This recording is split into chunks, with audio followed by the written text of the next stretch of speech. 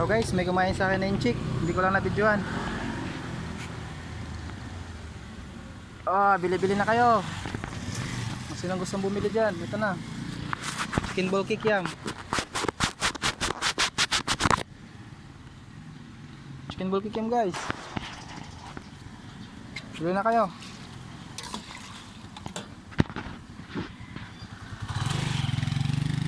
Hindi ko pala guys nabidyohan yung kumakain sa akin kanina na inchik. Alam ko namang mainit ang dugo ko sa mga inchik ngayon eh. Kahit ako isang vendor lang eh, mainit talaga ang dugo ko sa kanila dahil sa West Philippines. Kumain sa akin kanina, ni-English ako pero alam kong inchik siya eh. Tsaka kumain sa akin yung isa niyang kasama na Pilipino. Sabi ko, inchik ba yun? Sabi niya, oh inchik yan. Sakto pa naman, nanonood ako ng YouTube at pinapanood ko yung sa West Philippines eh. Nakikinig yung inchik eh, pero hindi siya tumitingin sa akin. Oo, parang may ginagawa sila ngayon. Nagdala ko sila, parang mga ginagawa sila ng mga tawag doon, mga kliyente daw nila eh.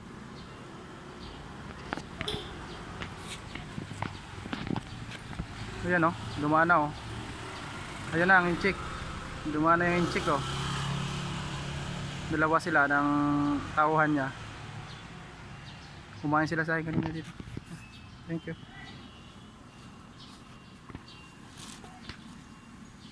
Thank you.